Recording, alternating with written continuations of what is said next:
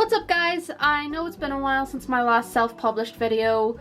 I haven't had the time to film another video at the minute, and my last video, which was an opinion piece on A Ballad of Songbirds and Snakes, it upset a lot of people, but I'm still proud of that video. But decided to take a break for a while, let people kind of fizzle on that for just a wee bit. But we're back in action again with maybe a couple videos, maybe just this one before Christmas, and then I'm hoping to be able to get back into regular uploading in the new year. But we've got quite a few self-published atrocities. That's the only thing I can think of to describe these. Got a few self-published atrocities here that we're going to look at. So without any more dilly-dallying, let's just jump right into it. A problem I have with these adverts is that half of them don't put their titles into their adverts. I don't know whether it's because they think that the title will somehow put them off, or they would rather the consumer remember their name as the author, but whatever it is, it makes my life more difficult dissecting these adverts.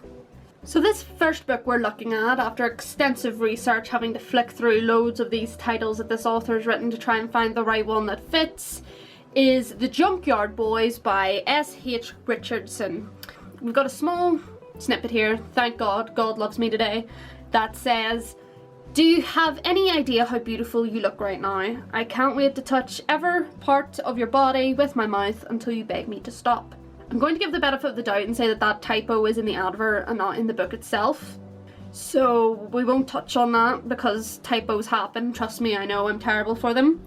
Oh, we're at this stage again. It's only the first book we're looking at so far, and we're already at just jumping right in there with the sexual content, trying to appease all of the Karens of the world to get them to buy these books so that they can wish for their own steamy alpha romance while they cook their stew for the kids in the evening. And question here, I'm genuinely curious about this, is it a good thing that you want someone to be begging you to stop? Isn't that like counterproductive? I mean, I get the whole there's so much going on to handle kind of direction to go with in sexual kind of situations, but until you beg me to stop, dude, that means you stop. Like, it's not really, there shouldn't be any begging going on. Unless, of course, this is some sort of fetish that I haven't tapped into where you beg and beg your partner to stop and they just don't. But it sounds kind of rapey to me. The next two books we're going to look at here actually has a theme that quite amuses me because it was something that I actually used myself when I was writing terrible fanfiction back in the day. So the first one we're looking at here is Ruinous from the Order of the Fallen series. This is book 1. And it is by Jenna Wolfhart. And the synopsis goes, "My name is Arella, which means angel, literally. I've crash landed in the middle of the Order of the Fallen, and I must do whatever it takes to get back home, unless the dangerous, seductive fallen angels of the Order tempt me to risk it all to stay." The next book we're looking at, and I'm curious to see if you can make the connection between these two, is by T.C. Edge, and it's the Chosen series, or yes, the Chosen series. They give so many fucking names just to the one book, it's so confusing. It's the Chosen series, and the synopsis goes, "My name is Amber, like my hair and eyes, and my blood, it's fire. I've got powers, you see, and I'm going to use them, and there are a lot of people out there who deserve to burn." So if you haven't made the connection already, what I'm looking at here is the fact that they announce their names and then make some sort of like comparison towards their name, like my name is Amber, like my hair and eyes, and my name is Arella, which means angel, literally. For some reason she had to say literally, which okay, I would have believed you without having to go literally. But on my very first fanfiction account, which houses my worst work ever, I wrote a fanfiction called Red Roses Drip of Blood, and it was a fanfiction for the Darren Shan saga / Cirque du Freak. We won't get into the whole movie compared to the book comparison, because that's just a whole nother video that I should make someday, because that movie for the Darn Shan saga is absolute trash. But I was into it because, oh my god, Josh Hutcherson was so hot as a vampire. Oh, I hate my teenage self. Anyway, the start of this fanfiction was literally the first line I wrote is, "My name's Scarlet. You know, like the colour. Call me Scar though. Everyone else seems to do so. Quite ironically, you'll later discover, scarlet is the colour of blood." Now, if you don't think that's cringy enough, I cringe every time I read that sentence. The fact that these are actual books that are written by best-selling authors and they have nearly exactly the same sort of introduction in their advert, it kind of annoys me. But then, what would this series be if I didn't get annoyed? Even a little bit each video. That's why these books always strike me as fanfictions, because literally nearly everything they do rings true to fanfiction. The next one is by Maggie Carpenter, and it says secretive cowboy, curious cowgirl, hot romance. Oh boy.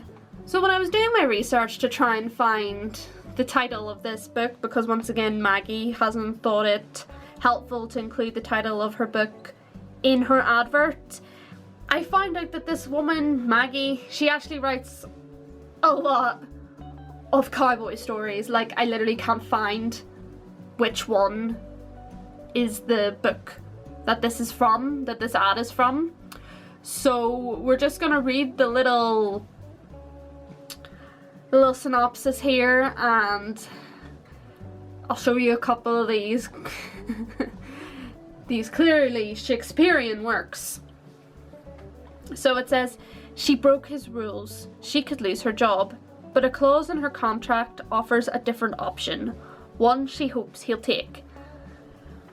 Oh, so what do you think this clause is? Do you think it's she can be his slave for like the year? Because that seems to be a theme with these. It's be his sexual slave because some reason people find that attractive. Or do you think she gets to work with him, but then it turns into like a forbidden romance because for some reason cowboys and cowboy girls can't be together, I guess. So since I can't figure out which one this is from, we'll have a look at some of these. So we've got Honks and Horses, which is a series, and it has To Kiss a Cowboy, To Catch a Cowboy, To Con a Cowboy, To Trust a Cowboy. That's some good character development. We go from To Kiss a Cowboy and Calling a Cowboy to Trusting a Cowboy, which is admirable. Then we also have The Cowboy's Secret, The Cowboy's Rules 2, The Wanted Cowboy, The Cowboy's Rules 3, The Heiress and the Cowboy Contractor. What? When a cowboy loves a woman as opposed to a cowboy loving his horse. I can't get it. Oh, I can't with these. No. And When a Cowboy Loves a Woman won Best Contemporary Cowboy Novel 2015. Why? What does that title even mean? Do cowboys not love women? Is it Brokeback Mountain rules? Are all cowboys just supposed to love each other, and to love a woman is just so weird? Because judging by the story, Brokeback Mountain, I don't think that's the case. And what would a video be without a little Siobhan Davis, huh? I was a bit annoyed that I'd ran out of books for her in my last video, so I'm glad she's popped up again. I'm not sure I'm happy with the circumstances of the story though. Oh boy, I actually think I've looked at this one before.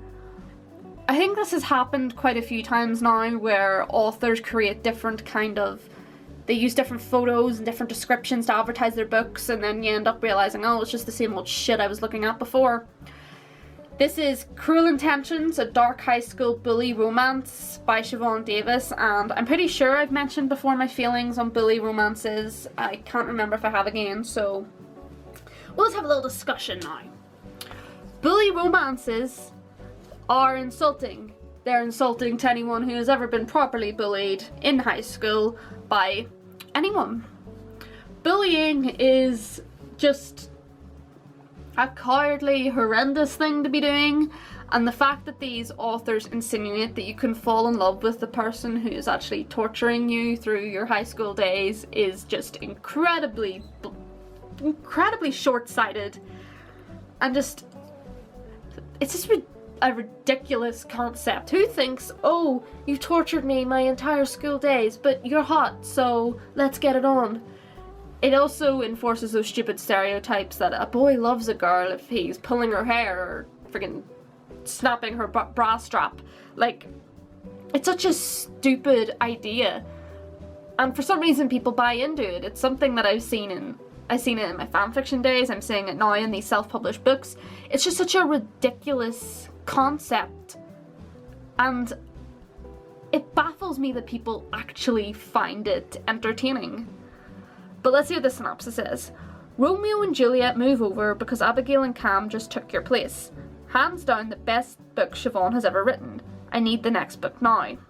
Oh, so that must be a review from someone. Yeah, Romeo and Juliet, you know, that really famous, tragic love story about two kids, pretty much. I think Juliet was a kid. Written by William Shakespeare, arguably one of the most, if not the most famous playwright in all of history. Yeah, move over. Move over. Siobhan Davis has this covered. She has it covered with her bully romance. That's totally the same kind of idea that Shakespeare had when he wrote Romeo and Juliet. Siobhan Davis is the next Shakespeare, or she is Shakespeare. If you've ever watched Centurions 2, Shakespeare was a woman apparently. So maybe it was Siobhan Davis in disguise all along, and she's just rewriting her Romeo and Juliet for modern day, because apparently modern day means bully romance. Oh, it's so dumb. Okay, last one we're gonna look at.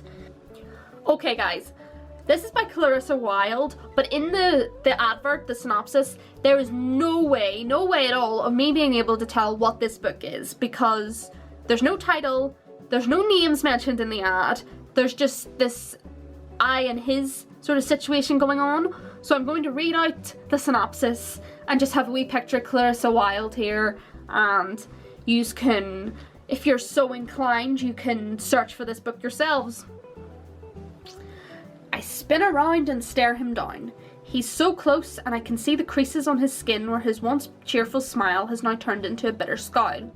He flicks a pencil up and down in his hand, and it's so close to my face that I almost fear he might throw it at me, or worse, stick it in my eyes.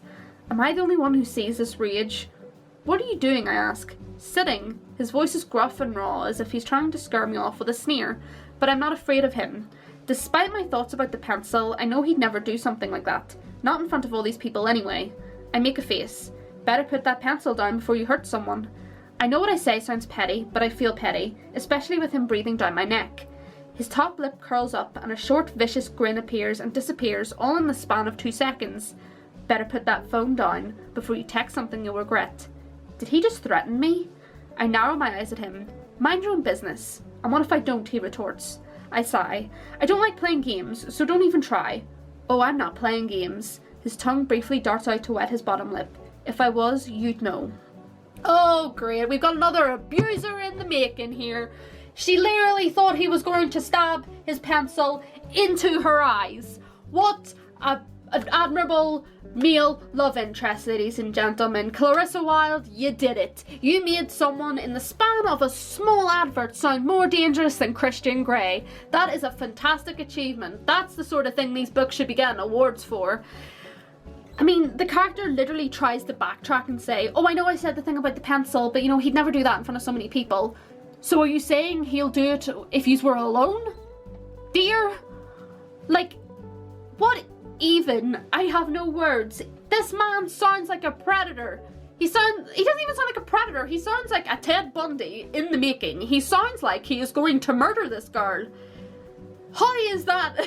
How is anyone accepting that and buying that and just thinking, yeah, that's okay. No, it's not. You know who reads these books? Those true crime fans on Tumblr who think that Ted Bundy is actually still hot even though they know he killed hundreds and thousands of people, and they say things like, oh, I'd let him murder me, I wouldn't get out of his car. One thing, fuck you guys. Secondly, it's also the type of people who think Elliot Rodger was misunderstood and they could fix him. That's the type of people reading these books. Fuck off. No, you can't, and no, you wouldn't. You'd jump out of that car as fast as you could, Sandra, if you saw that knife. I think that's enough for today. I can't anymore. I can't take any more. So that's it for this video, guys. I have a book of my own. Check it out if you want. Check it out if you don't want. If you do, let me know what you think. All feedback, negative or positive, is welcome, especially since I run my mouth off about other books in these videos. It's only fair that you guys give me your honest opinion on my work. Don't send any hate to these authors. I don't agree with sending hate to people. This is just me doing this video for fun, and this is my opinion. These people clearly have fans and people who enjoy these books. I just don't agree with it. So there's no point sending hate. Let them write what they want to write and just let them live in their own wee bubble where they think that they're being inventive, okay? Who's being petty now? So I'll see you next time, guys. Check out the links that I'm about to put up in the video. Check out my socials if you want. Don't if you don't want to. I don't want you there if you don't want to be there. And I'll see you next time. Hopefully before Christmas. If not, I'll see you after Christmas, okay? Bye-bye.